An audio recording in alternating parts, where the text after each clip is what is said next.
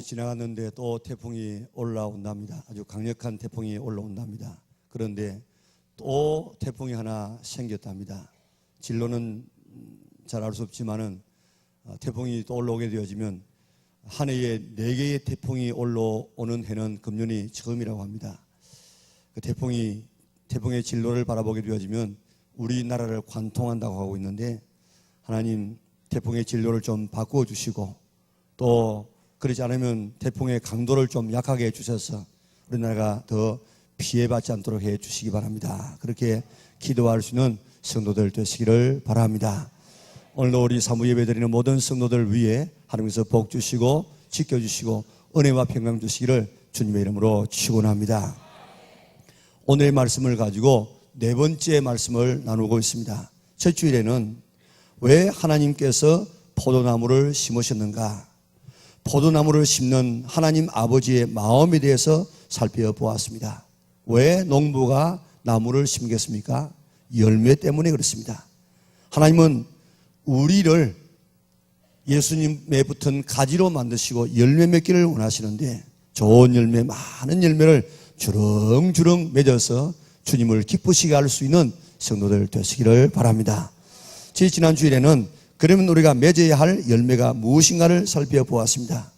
예수님이 포도나무라고 비유했는데 사실은 예수님이라는 나무입니다. 그러면 우리가 무슨 열매를 맺어야 되겠습니까? 예수님이라는 열매가 맺혀야 됩니다.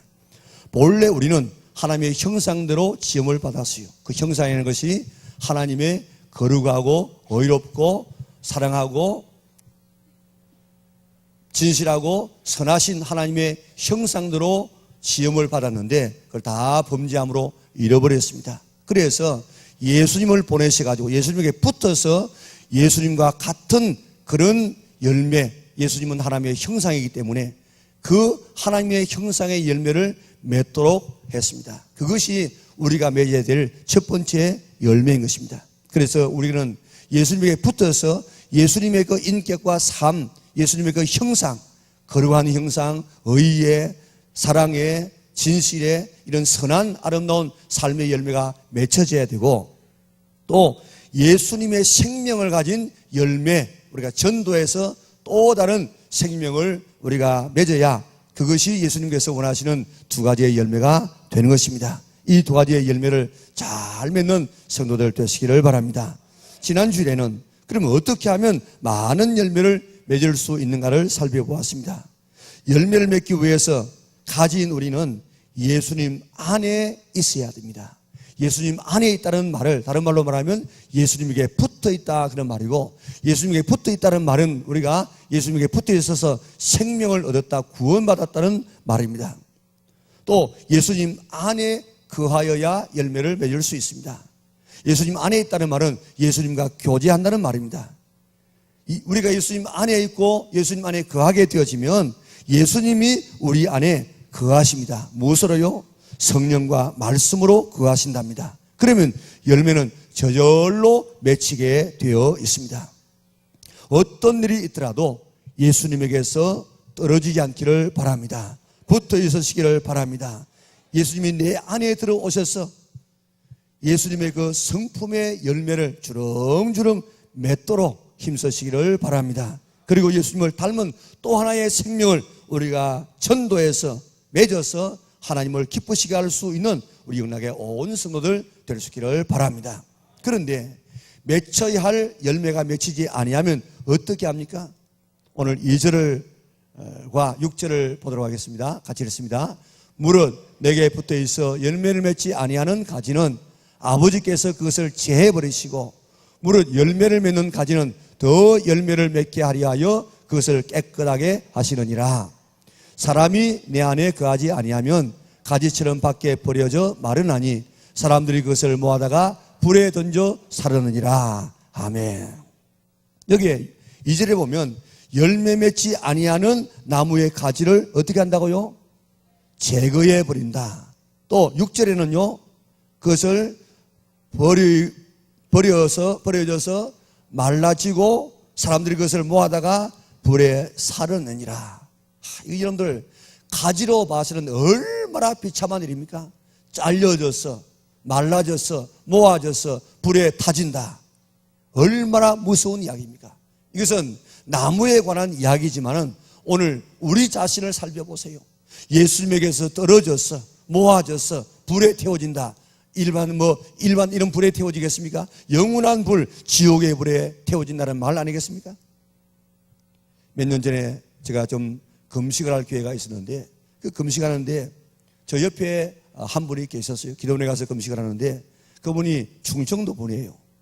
같이 금식을 하는데 그분은 이제 목회자가 아니고 한 집사님이셨는데 자기 농사에 대한 소 키우는 이야기, 밤나무 키우는 그런 이야기를 하면서 자기 산에 밤나무가 있는데 자기 밤처럼 그렇게 맛이 있고 그렇게 큰 밤이 없다는 거예요.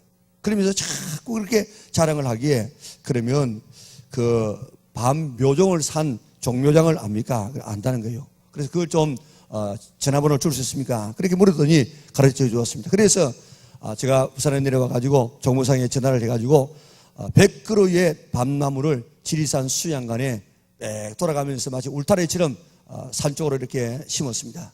밤이 많이 열리면 추수감사절 때 삶아서 우리 교인들과 같이 한번 나누어 먹었으면 좋겠다. 그래가지고 심었습니다.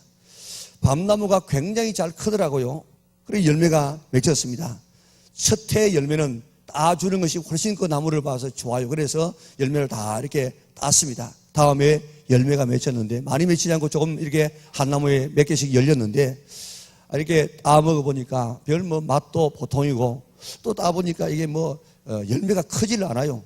왜 그런가 하니까 밤나무, 밤알이 하나 통밤이 되든지 안 그러면 2개가 되어져야 이게 밤알이 큰데, 이 밤은 3개가 돼요, 3개가. 그러니까 크지를 않습니다. 그래가지고 내년에는 이제 좀 좋은 열매가 맺히겠지. 그래가지고 또 기다리는데 또 안 돼요. 그래서 정묘상에 전화를 해가지고 제일 좋은 이런 밤이라고 했는데 우리 집에 와서 맺히는 거 보니까 이 3개짜리가 지금 맺히는데 이런 나무가 왜 좋느냐고 그렇게 항의도 했습니다. 그래서 이제 그 다음에 또 있어 보니까 또 안 돼요. 그래서 나무가 너무 더 커지면 이게 베내기도 힘들고 또 땅도 힘들기 때문에, 그래서 작년에 그 모든 밤나무를 다 베어버렸습니다. 기대했던 열매가 아니었기 때문에 그렇습니다. 하나님은 포도원의 농부요, 예수님은 나무요, 우리는 가지라고 했습니다. 열매 안 맺으면 어떻게 한다고요? 제거해 버린다, 잘라버린다, 모아서 태워버린다. 아주 무서운 이야기입니다. 지난주일 말씀드린 것처럼 예수님이 내 안에, 내가 예수님 안에 거하면 저절로 열매를 맺힌다고 했습니다. 그런데 예수님을 1년 믿었습니다. 2년 믿었습니다. 10년 동안 우리가 신앙생활을 했는데도 내게 열매가 맺히지 아니한다고 생각해 보세요. 예수님을 닮은 삶의 열매, 거룩하고 의롭고 사랑하고 진실하고 선한 예수님을 닮은 하나님의 형상의 열매가 맺히지를 아니하고, 예수님을 닮은 한 생명의 열매를, 전도의 열매가 맺히지 아니하면 과연 내가 예수님에게 붙어있는 가지인가? 내게 정말 예수님의 생명이 있는가? 내가 정말 세상을 떠나도 천국 갈 수 있는가? 스스로 살펴볼 필요가 있습니다. 왜냐하면 예수님이 내 안에, 내가 예수님 안에 있으면 저절로 반드시 열매를 맺도록 되어져 있기 때문입니다. 그런데 안 맺으면 내가 정말 예수님 안에 있는가, 정말 붙어 있는가, 생명이 있는가, 우리 자신들을 살펴볼 필요가 있다는 것입니다. 그런데 열매를 맺지 아니하면 내가 정말 참 구원받았는가, 이거 확인해 봐야 됩니다. 여기 제거해 버린다는 이 말씀을 3가지 정도로 우리가 해석해 볼 수 있는데, 어떤 사람을 제거하느냐? 첫째는 유대인으로 보기도 합니다. 사실 유대인들은 구약시대 구원사역에 부름받은 하나님의 포도원이요, 포도나무였습니다. 그런데 예수님을 거부함으로 제거해버립니다. 바울의 표현대로 말하면 원가진 이스라엘을 잘라버리고 이방인을 접붙여서 자라게 만들었습니다. 두 번째, 제거한다는 의미는 믿는다고 하면서 열매가 없어요.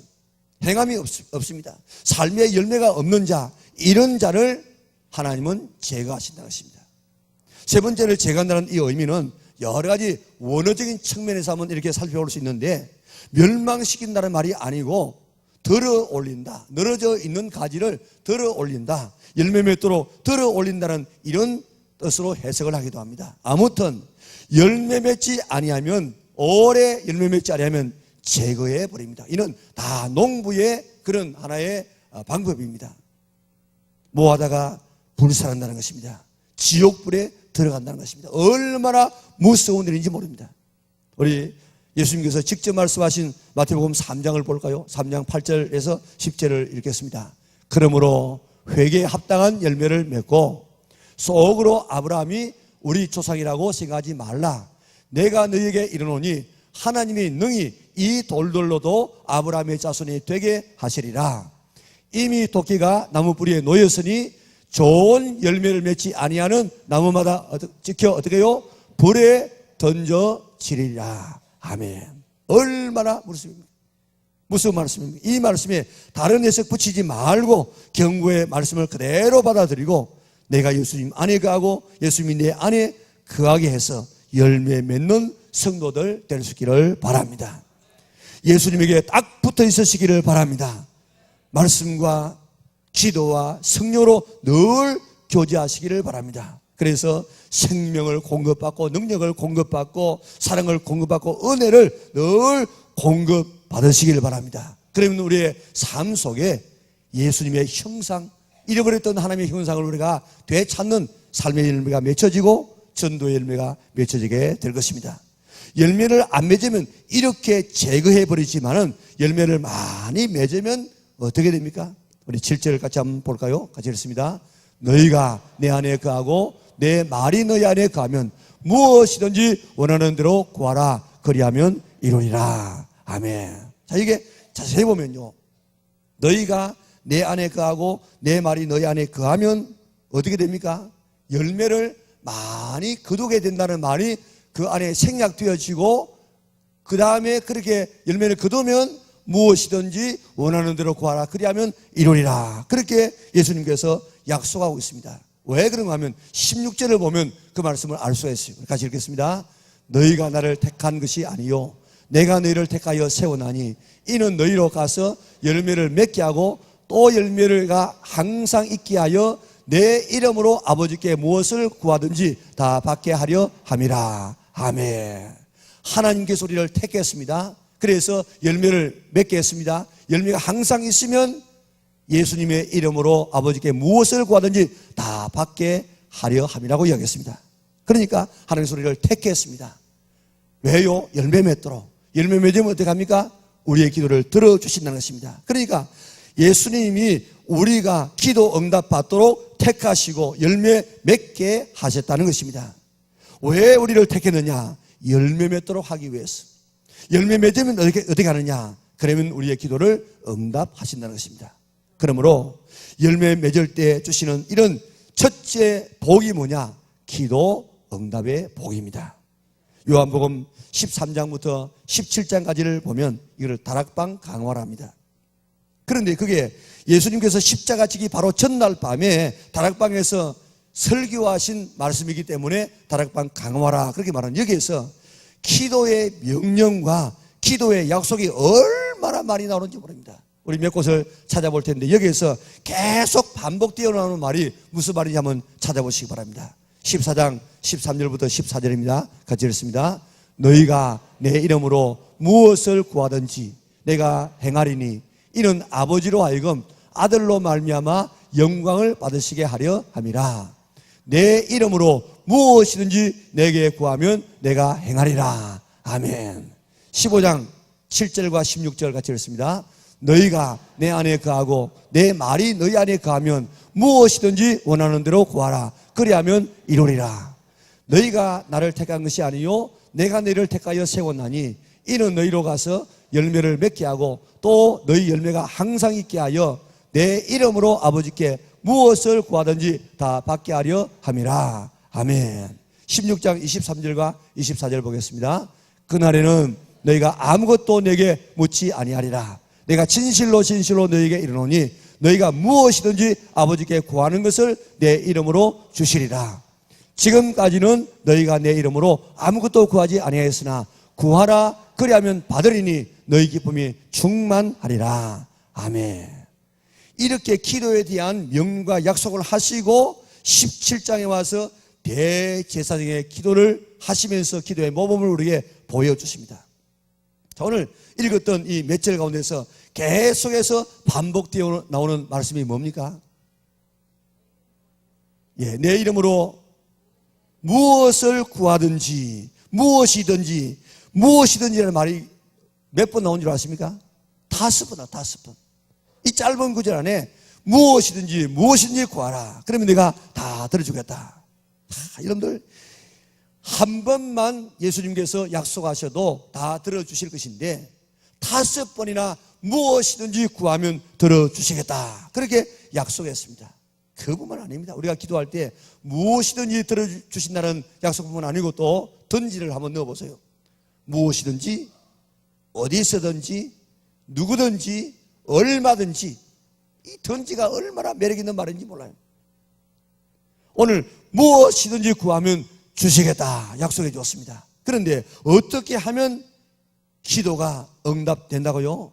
내가 예수님 안에 거하고 예수님이 내 안에 거해서 열매를 많이 맺으면 무엇이든지 원하는 대로 구하라. 그리하면 이루리라.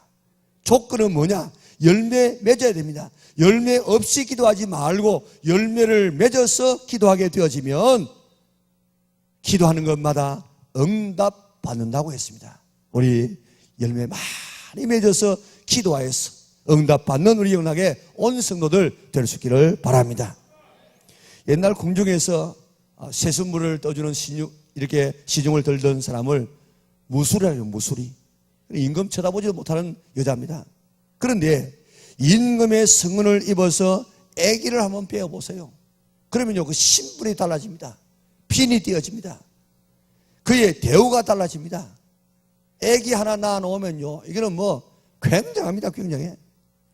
뿐만 아니라 여러분들 가정에서 결혼해보세요. 결혼. 아기를 빼어보세요. 그러면요, 뭘 먹고 싶다 그러면요 대부분 해준다고. 안 해주는 뭐 남편도 뭐 없잖아. 있기는 하지만은 하여튼 먹고 싶다 하면 입덧할 때는 대부분의 남자들이 다 해준다고요. 어떤 분은요, 우리 한 여러 부부들이 모여가지고 있었는데 거기서 어떤 분이 그런 아내가 그런 이야기를 했어요. 나는 지금 아기를 배웠을 때 입덧을 했는데 입덧이 너무너무 먹고 싶어가지고 남편에게 이야기를 했답니다. 그러니까 그 먹고 싶은 걸 제가 잊어먹었는데 그게 부산에는 없어.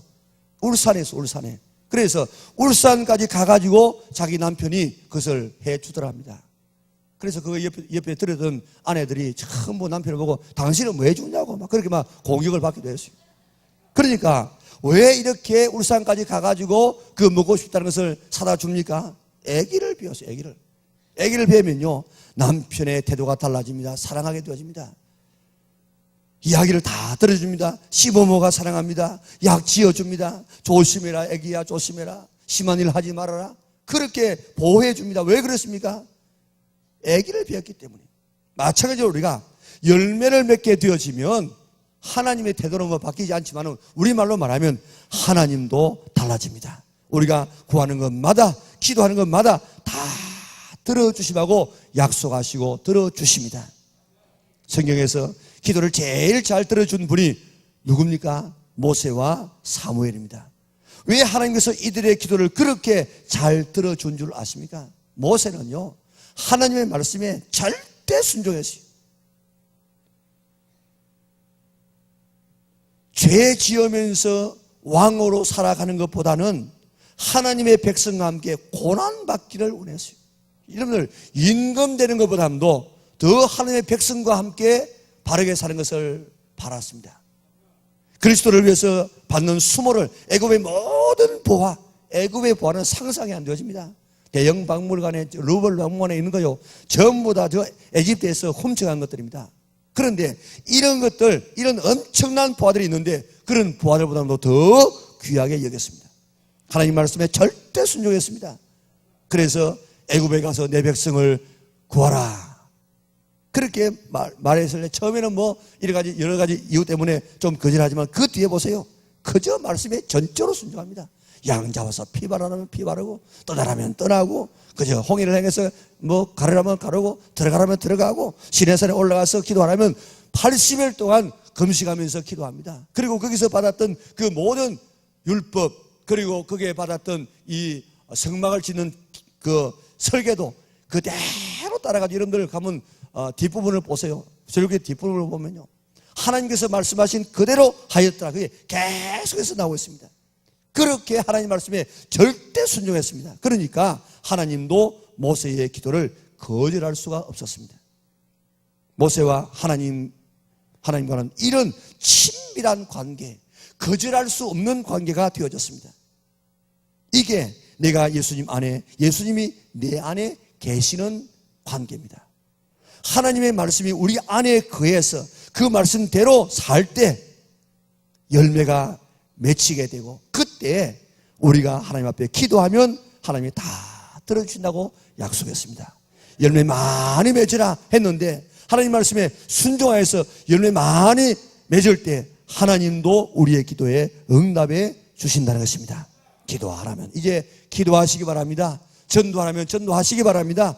사랑하라면 순종해서 사랑하시기 바랍니다. 충성하면 충성하고 봉사하면 봉사하고 하나님의 이 말씀에 절대 순종할 수 있기를 바랍니다. 내가 주님 말씀에 순종할 때, 그리고 우리가 기도할 때 하나님께서는 거절할 수 없는 관계가 되어져서 오늘도 우리의 기도에 응답하여 주심하고 약속해 주었습니다. 예를 들어 말하면 제가 누구에게 어느 집사님에게 집사님 이거 좀 필요합니다. 이거 좀 해주세요. 그렇게 부탁했습니다. 그분이 예 목사님 그러고 아주 기쁨으로 잘 해줬어요. 또 뒤에 조금 있다가 또 집사님 이거 좀 필요합니다. 이래 주세요. 예 하겠습니다. 그래가지고 한 연하 한 번 계속해서 제가 부탁할 때마다 예 그렇게 했다고 하십시다. 자, 그런데 어느 날 그분이 저에게 와가지고 목사님 이거 좀 해주세요. 그러면 제가 아니요 하겠습니까? 못합니다 하겠습니까? 예 할 것입니다. 왜 그렇습니까? 그분이 저의 요구를 지금까지 10번이나 들어주었기 때문에 저는 그분에게 거절할 수가 없어요. 하나님과의 관계가 그렇게 되도록 하라는 것입니다. 내가 하나님의 말씀에 순종하여 열매 맺을 때에 하나님은 우리의 기도를 무조건 다 들어주시고 무엇이나 들어주마고 약속해 주었습니다. 오래전에 영국에서 신앙의 자유가 주어지지 아니하고 제한한 그런 때가 있었습니다.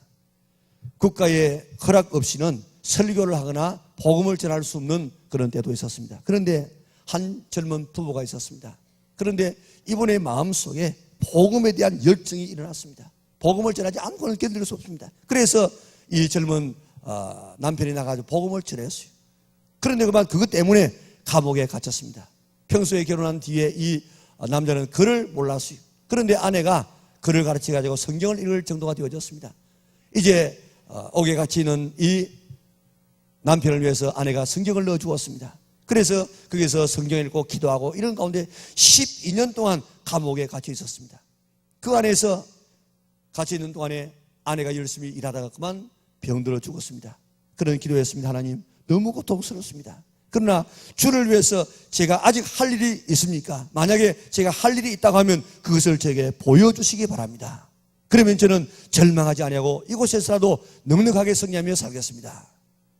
그런데 하나님 앞에 기도할 때마다 하나님께서 그 마음속에 자꾸 감동을 주시는데 글을 쓰라는 거예요. 글을. 나는 너에게 글 쓸 수 있는 달란트를 주었다. 하나님 나에게는 글 쓰는 재주가 없습니다. 저는 글도 겨우 이제 배운 이 상태에서 어떻게 글을 쓰겠습니까? 글 쓰는 재주가 없습니다. 그리고 엎드려 기도만 하면 너는 내게 글 쓸 수 있는 달란트를 주었으니까 글을 써라. 그런데 어느 날 기도하는데 환상이 보였어요. 하나님의 나라를 향해 걸어가는 한 사람, 기독도라는 사람이 이제 이 장망성이라는 이 세상을 떠나가지고 저 영원한 천국을 향해서 가는 이 과정에 때로는 이런 시험, 이런 유혹, 저런 각가지 이런 시험과 어려움이 있었지만은 결국에는 저 천국에 들어가는 이 과정을 쭉 환상으로 보여주는 것입니다. 그래서 이 사람이 환상 중에 본 것을 책으로 썼습니다. 글로 썼습니다. 그게 바로 존 번연의 철로 역정입니다. 꼭 여러분들이 시간 나면 읽어보시기 바랍니다. 우리가 천국 가는 여정에서 당하는 어려움과 시험과 승리할 수 있는 그 비결을 다 그 책 안에서 만들어 이렇게 기록해 놓았습니다. 공부도 하지 않은 사람이 감옥에 들어가서 주님, 제가 할 것이 무엇입니까? 기도했을 때 기독교 역사상 성경 다음으로 가장 많이 읽힌 고전 절로 역정을 그가 쓰게 되어졌습니다. 기도하면 이런 기적이 일어날 수가 있습니다. 병 들었습니까? 가난합니까? 문제가 해결되지 않습니까? 우리가 실패했습니까? 어떤 절망 가운데서라도 내가 기도하면 하나님께서 무엇이든지 들어주마고 약속해 주었습니다. 내가 너희 안에 거하고 내 말이 너희 안에 거하면 열매 많이 맺으리라. 그리고 무엇을 구하든지 이루어 주리라고 약속해 주었습니다. 금년 가을에 열매 많이 맺고 기도해서 응답받는 성도들 다 되시기를 바랍니다. 무엇이든지 기도하라고 이야기했습니다. 하나님을 째라지 말고 무엇이든지 기도해서 응답받는 성도들 되시기를 바랍니다. 오늘 하나님은 우리에게요, 다 한 가지 이상의 이런 문제들은 주십니다. 100% 완벽하고 행복한 사람은 한 사람도 없습니다. 다 어떤 문제, 필요를 가지고 있습니다. 왜냐하면 그거 주어야만 하나님 찾기 때문에. 저 염소를 방목하는 사람들은요, 그 염소가 뭘 좋아하냐면 이 소금을 줘, 소금. 그래서 소금을 먹기 위해서 이렇게 나갔다가도 저 돌아다니다가도 소금 먹기 위해서 옵니다. 그때 이제 잡는 거예요.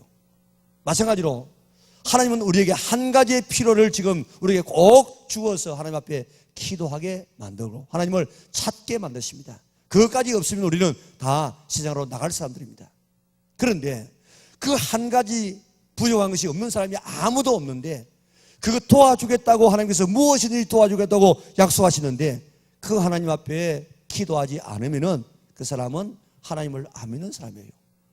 도와줄 것이 안 믿어지기 때문에 기도하지 않는 것입니다. 우리 금년 가을에 정말 하나님의 약속을 믿고 열심히 기도하여서 오늘도 응답받을 수 있는, 그리고 열매 많이 맺은 사람 앞에 영광 돌릴 수 있는 성도들 되시기를 바랍니다. 다음 8절을 보겠습니다. 8절을 봅니다. 너희가 열매를 많이 맺으면 내 아버지께서 영광을 받으실 것이요 너희는 내 제자가 되리라. 아멘. 두 번째는 열매를 많이 맺으면 어떻게 된다고요? 내 아버지께서 영광을 받으실 것이라고 이야기했습니다. 하나님 앞에 영광 돌리는 이것은 우리 창조의 목적이고 오늘 살아가는 그런 삶의 목적입니다. 그 목적대로 안 해보세요. 이 지금 제가 마이크를 가지고 설교하기 쉽고 여러분들 듣기 쉬운데 이거 목적대로 오늘 작동하지 않으면요 제가 두드려 보다가 던져버립니다. 마찬가지로 우리가 하나님 앞에 영광 돌려야 할 우리가 영광 돌리지 않게 되어지면 오늘 하나님 앞에 버림받게 된다 이 말입니다. 자, 금년 가을에 많은 그 열매를 우리가 맺어야 되겠습니다. 농부의 영광이 뭡니까? 가을에 많은 열매를 거두는 것입니다. 그러면 많이 거두면 사람들이 와서 뭐라고 하겠습니까? 어떻게 해서 이렇게 농사를 잘 지었습니까? 농사 잘 짓는 비결이 뭡니까? 하고 농부가 존경받습니다. 칭찬받습니다. 영광을 받게 되는 것입니다. 농사일에 있어서 어떤 작물을 심느냐 하는 것은 굉장히 중요합니다. 배추가 한때 얼마나 비쌌습니까? 그래가지고 그 다음에 너도 나도 배추 심어가지고 배추가 폭락되어지고 전부가 막 갈아엎지 않았습니까? 그런데 경북에 어느 한 장로님이 계셨어요. 그 장로님이 농사를 짓는데 그게 무슨 농사를 짓는데 완전히 이 농사가 망했어요. 다 망했어요. 그런데 그때 이 장로님이 기도하는 가운데 무슨 작물을 이제 바꾸어가지고 심었어요. 그러고 난 다음에 그 작물이 완전히 대박을 쳤어요. 그 장로님 이렇게 늘 다른 사람에게 좀 그렇게 존경받지 못한 장로님이었는데 그 일이 있고 난 다음에 그 장로님이 심는 것마다 그에 대박을 치는 거예요. 그래서 그 동네 사람들은 금년에는 장로님이 무슨 농사를 짓는가 그 보고 그 농사 짓는 그 따라서 농사를 지어가지고 그 마을 전체가 농사를 잘 짓게 되어졌습니다. 그러니까 그 장로님이 존경받게 되었습니다. 그리고 하나님 앞에 영광을 돌리게 되어졌습니다. 우리가 열매를 많이 맺으면 농부신 하나님께 영광이 되어집니다. 자, 어떤 열매입니까? 빌립보서 1장 11절 우리 마태복음 5장 16절을 한번 읽어볼까요? 같이 읽겠습니다. 예수 그리스도로 말미암아 의의 열매가 가득하여 하나님의 영광과 찬송이 되게 하기를 원하노라. 여기 보면 그게 무슨 열매라고 했습니까? 의의 열매, 의의 열매. 그 다음에 마태복음 보면은 같이 읽겠습니다. 이와 같이 너희 빛이 사람 앞에 비치게 하여 그들로 너희 착한 행실을 보고 하늘에 계신 너희 아버지께 영광을 돌리게 하라. 여기는 무슨 열매요? 여기는 무슨 행실? 너희 착한 선한 행실입니다. 빌립보 1장 11절에는 의의 열매, 마태복음 5장에는 선한 열매, 착한 열매가 많이 맺히면, 그리고 우리가 맺혀야 할 삶의 열매가 뭐라고 했습니까? 거룩한 열매, 의의 열매, 사랑의 열매, 진실의 열매, 선한 열매가 맺혀야 되는데, 적어도 이것을 맺혀야 되는데, 이런 열매가 맺혀야 되는데 예수님에게 붙어 있으면 이런 열매가 맺혀진다는 것입니다. 예수 믿는다고 하면서 1년 다니고 5년 다니고 10년을 다니도 이런 열매가 안 맺히면 이게 정상이 아니에요. 내가 정말 예수님에게 붙어 있으면 열매 저절로 맺히게 되는데, 네가 10년을 다니도 아직도 내 생활에 삶의 변화가 안 일어나면 의심해 보아야 됩니다. 내가 정말 붙어 있는 사람인가? 세상 사람들은 우리에게 맺히는 삶의 열매를 바라보고 하나님을 보고 하나님께 영광을 돌립니다. 그리고 하나님 앞에 나오게 되어집니다. 그런데 이런 열매를 안 맺어서 하나님께 욕을 돌리고 하나님 앞에 나오는 길을 가로막는 사람이 얼마나 많습니까? 고자목이라는 사람이 있습니다. 대대장 집에서 이제 군복무를 하면서 잡무를 하는데, 어느 날 이렇게 일을 하다가 어느 물건을 이렇게 잡았는데, 훔쳐가려고 잡은 것이 아닌데 그것을 바라보았던 이 가정부가 도둑놈이야 하고 소리를 쳤습니다. 그러니까 너무 억울해서 옆에 보니까 도끼가 있어. 도끼를 가지고 이렇게 막 위협을 하다가 살인 미수죄로 7개월 동안 육군 형무소에서 복역을 했습니다. 자, 7개월 동안 일을 갑니다. 내가 훔치려고 한 것이 아닌데 이 대대장이 나를 이렇게 7개월 동안 이 형무소에서 고생을 하게 하다니 내가 나가면 반드시 원수를 갚으리라. 그래가지고 일을 갈다가 때가 되어서 출소가 되어졌어요. 나오는 날 도끼를 샀습니다. 이제 대대장 집 근방에 숨었습니다. 어둡기를 기다렸습니다. 밤이 되었습니다. 불이 꺼졌습니다. 얼마 동안 기다리다가 이제 그 집에 들어가서 도끼를 가지고 온 가족을 다 쳐 죽였습니다. 그리고 이제 붙잡혔습니다. 보니까 자기가 죽이려고 했던 그 대대장은 이미 다른 데로 다른 부대에 가버렸어. 전혀 관계가 없는 새로운 대대장에 와서 그 사람을 뭐 이런 연고도 없는 사람을 쳐 죽였으니까 얼마나 참 이 가슴이 아프겠습니까? 그러니까 자기는 죽인다고 죽인 것이 원수도 갚지 못하고 그렇게 죽였으니까 너무너무 속이 답답해가지고 속이 답답해져서 이제는 예전보다도 더 포악한 사람이 되어졌습니다. 누구도 저지할 수 없는 사람이 되어졌습니다. 완전히 이는 미친 사람이 되어버리고 말았습니다. 누군가가 성경을 넣어주었습니다. 무료하니까 성경을 읽다가 고린도전서 13장 4절을 읽는데, 사랑은 오래 참고 온유하며 시기하지 아니하며 하는 이 말씀을 읽는 순간에 그 말씀이 가슴에 꽉 꽂히며 그저 가슴이 뜨거워지기 시작했습니다. 내가 이 성경을 일찍이 읽었다라고 하면, 내가 이 말씀을 일찍이 접했다 하면 내 신세가 이렇게 되지 않았을 것인데, 그 순간에 그의 삶이 변하기 시작했습니다. 새 사람이 되어졌습니다. 그가 지금 당시에 수감되어 있던 그 교도소에 2,000명의 그 사람이 있었는데 1,800명이 고재봉이가 예수 믿어서 변화되는 그 모습을 바라보고 1,800명이 예수 믿고 세례받았다고요. 고재봉이라는 사람에게 삶의 열매가 열리니까 전도의 열매도 맺히기 시작했습니다. 하나님께 영광이 되었습니다. 내가 변하면 하나님 앞에 영광이 되어집니다. 내가 변하면 다른 사람이 변하게 되어 있습니다. 하나님 나오는 길이 열립니다. 전도의 열매가 맺힙니다. 너희 안에 내 말이 거하면 열매를 맺히고 그 기도가 이루어진다고 이야기했는데, 고재봉이라는 이런 악한 사람 마음속에도 하나님의 말씀이 거하니까, 들어가니까 사람이 변해졌습니다. 새 사람이 되었습니다. 열매를 맺었습니다. 행실의 열매, 전도의 열매가 주렁주렁 맺혔는데 오늘 우리 속에 하나님의 말씀이 거하여 들어오게 되어지면 우리도 이런 변화가 일어나야 되는데 아직도 일어나지 않는 이유가 뭡니까? 우리 속에 하나님이 거하지 않기 때문에. 말씀이 안 거해서 그럴 수도 있다 이 말입니다. 금년 가을에 내 안에 예수님이 거하게 할 수 있기를 바랍니다. 어떻게 거한다고 했습니까? 말씀과 성령으로 거하십니다. 지금도 말씀을 하나님의 말씀으로 받아들여서 드리지 않아서 그렇지 하나님 말씀으로 받아들이면 그 말씀이 오늘 우리 마음속에서 역사합니다. 열매가 맺혀집니다. 그래서 오늘도 하나님 앞에 영광을 돌릴 수가 있는데 아직도 내가 말씀을 듣는다고 하면서라도 내가 내 삶의 변화가 일어나지 않으면은 정말로 내 속에 하나님 말씀이 거하는가, 성령님이 거하시는가를 다시 살펴볼 수 있기를 바랍니다. 우리를 왜 지었느냐? 하나님 앞에 영광 돌리기 위하여서, 찬송받으시기 위해서. 요리문답 제1문이 뭡니까? 사람의 제일 되는 목적이 무엇이요? 사람의 제일 되는 목적은 하나님을 영화롭게 하는 것과 그를 영원토록 즐거워하는 것이니라. 고린도전서 10장 31절에 뭐라고 말씀합니까? 너희는 먹든지 마시든지 무엇을 하든지 하나님의 영광을 위해서 하라. 왜 그렇습니까? 그것이 오늘도 나를 창조하신, 이 땅에 보내신, 내가 살아가고 있는 이유이기 때문에 그렇습니다. 열매 많이 맺어서 농부신 하나님을 영화롭게 하는, 하나님 앞에 영광을 돌리는 하나님을 기쁘시게 할 수 있는 우리 영락의 온 성도들 되시기를 바랍니다. 우리가 열매를 많이 맺으면 세 번째 축복은 예수님의 제자가 되는 것입니다. 열매를 많이 맺는 것이 제자라는 증거가 된다 이 말입니다.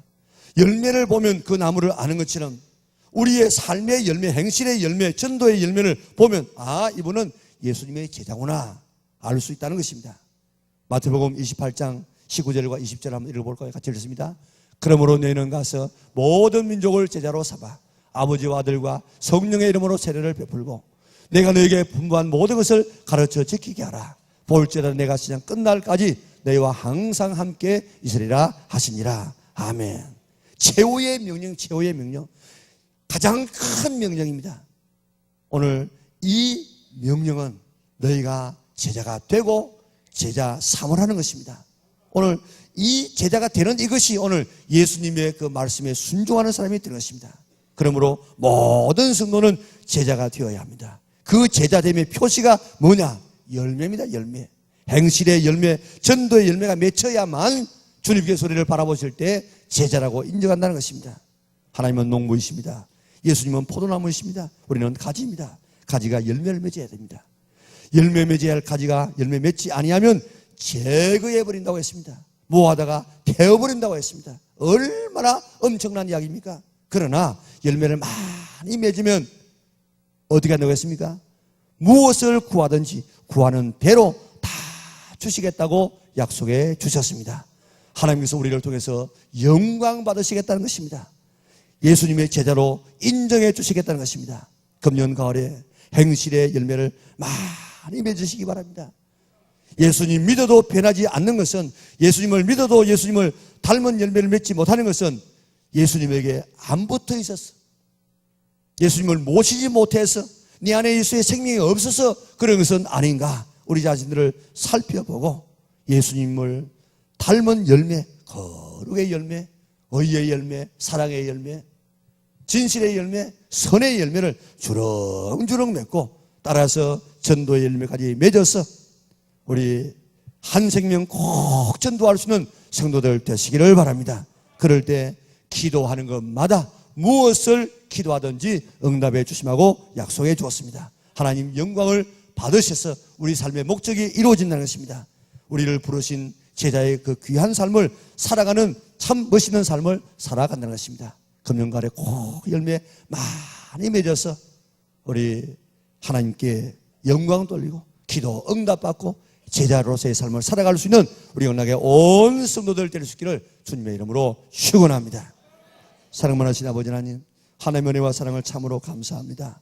이 땅에 하나님의 택함을 받지 못한 사람 참 많이 있는데 우리를 택하여서 하나님에게 자녀가 되게 하시고 예수님에게 붙어있는 삶을 살게 하시니 참으로 감사합니다. 예수님에게 다 붙어있고 예수님 내 안에 모셔서 이제 우리 삶 속에는 아름다운 열매들이 많이 많이 맺히게 축복하여 주시옵소서. 오늘도 주님께서 우리의 삶에 오셔서 우리의 가지를 들춰보시면서 열매가 있나 먹을 것이 있나 우리를 살펴보는 줄 믿고 우리의 가지들을 우리 스스로 살펴보게 하여 주시자. 주님 오셔서 살펴볼 때 열매 많이 맺을 수 있는 우리 성도들 되게 도와주시옵소서. 그래서 우리 마음속에 정말 아름다운 성품의 열매가 주렁주렁 맺히고 전도의 열매가 주렁주렁 맺히는 금년 가을 되어져서 금년에 기도하는 제목마다 이루어지게 하여 주시고 하나님 앞에 영광을 돌리게 하여 주시고 제자의 삶을 살아서 오늘도 정말 하나님 앞에 사랑받고 쓰임받는 우리 영락의 온 성도들 되게 도와주시옵소서. 오늘도 삶의 무거운 짐을 지고 왔습니다.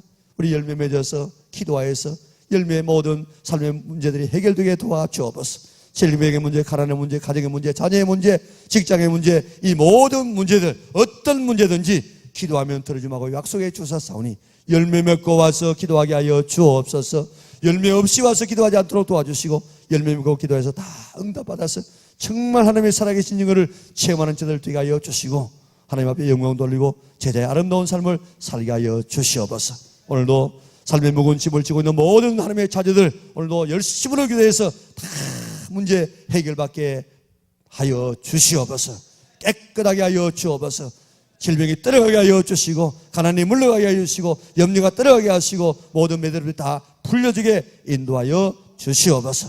악한 사단은 지금도 와서 교인 서로의 관계를 말로서 갈라놓고 각가지 이렇게 지금도 장난치고 있는 이때에 오늘도 주여 다 물리쳐 주옵소서. 나사렛 예수 이름으로 명하노니 성도와 성도의 사이를 말로서 갈라놓는 모든 악한 이 어둠의 영들은 사탄들은 떨어갈지어다 물러갈지어다 깨끗하게 되어져서 서로서로가 사랑하는 아름다운 우리 공동체 되게 하여 주시기를 원하오며 많이 일매미는 복된 가을 되게 축복하여 주시옵소서. 한 주간 두 주간에서 성립케 도와주시고 우리가 가는 발자국마다 열매가 맺히게 하여 주시옵소서.